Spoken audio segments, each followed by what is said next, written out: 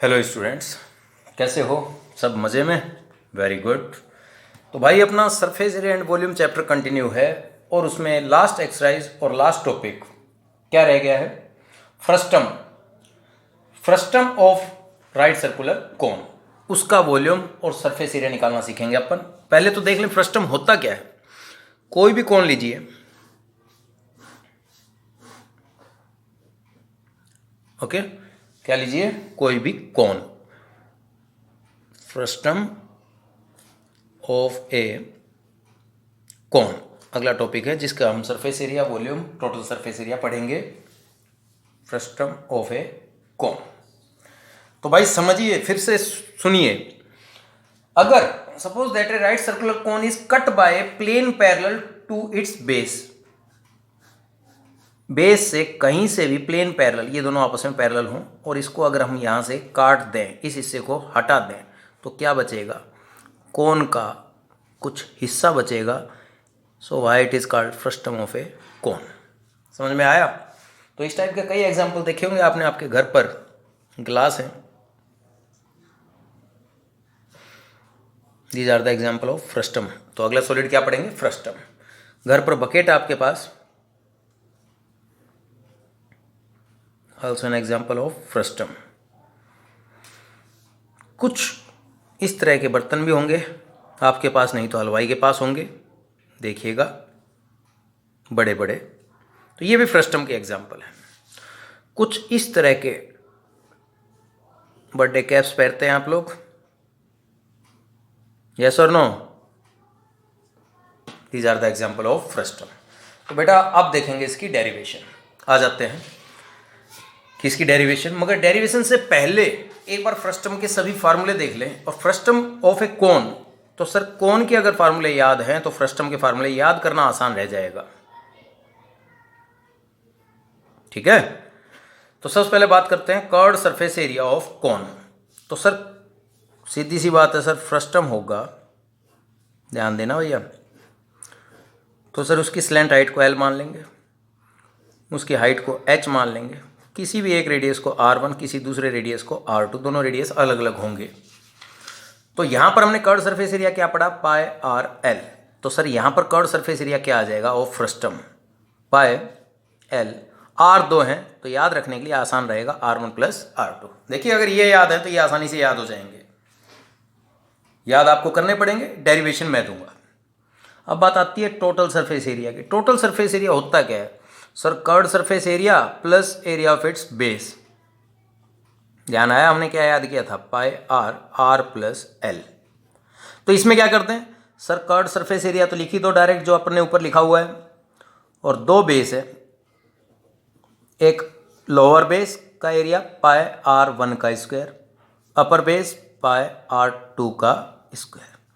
Curved surface area plus area of its basis. यहाँ पर एक बेस था, एरिया ऑफ इट्स बेस कर दिया बेसिस।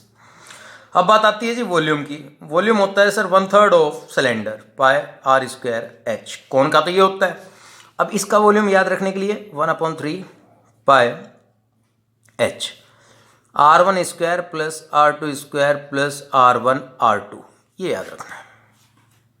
ठीक है भाई? R1 square plus R2 square plus R1 R2 into H. तो याद रखने के लिए थोड़ी सिमिलरिटी आपके पास बनेगी, आराम से याद हो जाएगा, कोई घबराने की आवश्यकता नहीं है आपको। बस अब वापस आते हैं सर, इसमें स्लैंट हाइट क्या थी? √H square plus R square.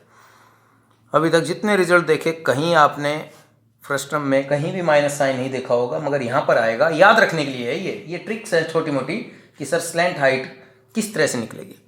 बेटा जो भी रेडियस हो, बड़े छोटे में से डिफरेंस करोगे, होल स्क्वायर करोगे, कोई फर्क पड़ेगा नहीं।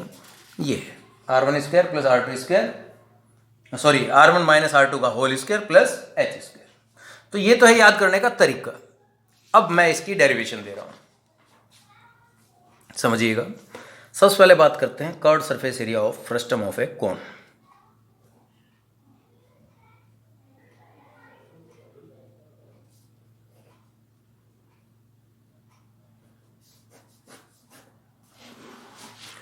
सबसे पहले कोन बना लेते हैं हम, और प्लेन बेस पैरेलल से काट देते हैं इसको, और कौन क्या था हमारे पास, ए बी सी, और जो बना यहाँ से हम एक एक्सिस को काटते हुए परपेंडिकुलर डाल देते हैं, होगा भी प्लेन पैरेलल से कटा है, जानते हैं हम लोग, कौन भी 90 होता तो ये भी 90 होगा। तो सर ये एंगल और ये एंगल भी तो इक्वल है। हाँ भाई ठीक है, बिल्कुल सही है सर। नाम देते हैं डी ई एफ जी, कुछ भी नाम दीजिए, कोई फर्क नहीं पड़ना। अब इस बात का ध्यान रखिए, कर्व सरफेस या फ्रस्टम सीधा आपने क्या याद रख रखा है सर, हमने तो पाए R1 plus R2 into H याद रखा है। तो भाई H1 H2 फ्रस्टम के हिस्से को आप L नाम दे, स्लैंट हाइट को, फ्रस्टम की हाइट को H नाम दे, फ्रस्टम के रेडियस को R1 दे, कंप्लीट हाइट को आप बेशक H1 दें, कंप्लीट बड़े वाले फ्रस्टम को कोन को L1 दे, कोई रट्टा नहीं मारना। मैं तो ये कहना चाह रहा हूं कि फ्रस्टम के वो हिस्से जो आपने याद किए उनका नाम वैसा ही हो, ताकि गलती होने के चांस ही ना हो।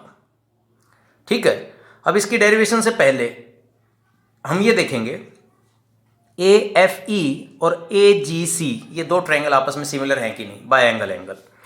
Yes, triangle A F E similar to triangle A G C. क्यों देखा बाद में पता लगेगा, एक बार आप इस चीज को नोट करना कि सर ये 90 और सर पैरेलल लाइन थी, इसलिए corresponding angle, by angle angle दोनों triangle similar, by angle angle दोनों ट्रायंगल सिमिलर। तो अगर ये सिमिलर हो गए तो हम अपनी तरफ से कह सकते हैं क्या कि भाई A F upon A G, E F या F E upon G C, A E upon A C. ठीक है, फिलहाल मेरे को कर्व सरफेस एरिया की बात करनी है। मेरे पास पाए बेटा, सॉरी ये एल आएगा, एल आएगा, एल आएगा, सॉरी। ठीक है, कर्व सरफेस एरिया की बात करने मेरे को एच की जरूरत नहीं है। एच की जरूरत कहाँ पड़ेगी मेरे को, वॉल्यूम में। तो फिलहाल मैं एच वाली बात छोड़ता हूँ, बाकी लिखता हूँ E F. E F sir ये R1 था, इसको R2 मान लो, अपॉन जी सी सर R1, ए ई L1 माइनस L, ए सी L1। ठीक है, इसको भी लिख लेता हूं, आगे जरूरत पड़ेगी तब देखेंगे। A F H1 minus H, A G H1। ठीक है, फिलहाल मेरे को कर्व सरफेस एरिया की बात करनी है, मैं इन दो की बात करूंगा। From these two we get R2 by R1 is equal to L1 by L1 minus L by L1, और यहां से मैं किसी भी तरह L1 की वैल्यू फाइंड आउट कर लूंगा। ठीक है, क्या आ जाएगी, L1 इज इक्वल टू, बेटा इस पूरे को ट्रांसपोज किया और ये आ गया अपने पास L R1 upon R1 minus R2, L1 आ गया ये। ठीक है, और इसको इक्वेशन नंबर 1 नाम दिया। अब मेरी बात सुनिए, अगर मैं पूरे कोण में से, बड़े कंप्लीट ABC कोण में से ADE कोण को माइनस कर दूं, curve surface area of frustum आएगा। तो ठीक है भाई, curve surface area of frustum, अब शुरू होगा आपका फ्रस्टम का डेरिवेशन इस रिजल्ट के बाद। कर्व सरफेस एरिया ऑफ कोण ABC में से curve surface area of smaller कोण ADE को सब्ट्रैक्ट करते हैं। कर्व सरफेस एरिया पाए बड़े वाले कोण में R1, बड़े वाले कोण का स्लैंट हाइट L1, पाए छोटे वाले कोण का रेडियस R2, और स्लैंट हाइट सर ये वाली है L1 माइनस L।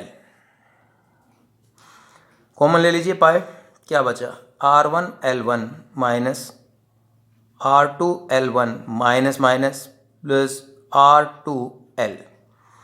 आपको रिजल्ट याद है ना, क्या लाना था, पाए R1 plus R2 into L, यानी मेरे को L1 की ज़रूरत नहीं है, इसलिए मैंने पहले ही दिमाग में सेट रख रखा था कि मेरे को जो चाहिए वो L चाहिए। तो मैं क्या करता हूँ, यहाँ से R1 माइनस R2 को अलग कर कर L1 कॉमन ले लेता हूँ, और अब आखिरी स्टेप यूजिंग इक्वेशन 1, पाए R1 माइनस R2, L1 की जगह L R1 upon R1 minus R2 plus R2 L। Sir ये कैंसिल आउट, पाए सर दोनों में से L कॉमन आ गया, R1 plus R2, that is curve surface area of frustum of a cone. Sorry ना दिखाई दिया हो, फिर से देखिएगा इसको, और मैं यहीं से कंटिन्यू कर कर आपको टोटल सरफेस एरिया और समझा देता हूं कि बेटा टोटल सरफेस एरिया क्या होता है। कर्व्ड सरफेस एरिया आ गया, total surface area of frustum of cone. तो सर हमें ये बात पता है कि टोटल सरफेस एरिया कभी भी निकालते हैं तो क्या करते हैं, कर्व्ड सरफेस एरिया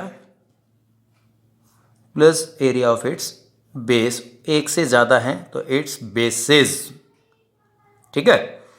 तो कर्व्ड सरफेस एरिया हम डिराइव कर देंगे, आ गया सर ये तो पाई R1 plus R2 into L. Area of its basis, figure को देखते हैं, बेसिस कितने हैं सर, दो हैं, एक ये रहा और एक ये रहा, तो सर्कुलर हैं पाई R1 square plus pi R2 का square, that is total surface area. क्या याद रखना है, कर्व्ड सरफेस एरिया में इसके बेसिस का एरिया ऐड करना है बस। अब बात आती है वॉल्यूम की, तो वॉल्यूम के लिए मैं आपको अगले वीडियो में ड्राइव कर कर बताता हूं, ताकि साथ में ही उसके कुछ क्वेश्चन भी हो पाए। तो इसको ध्यान से देखिएगा और समझिएगा। Thank you.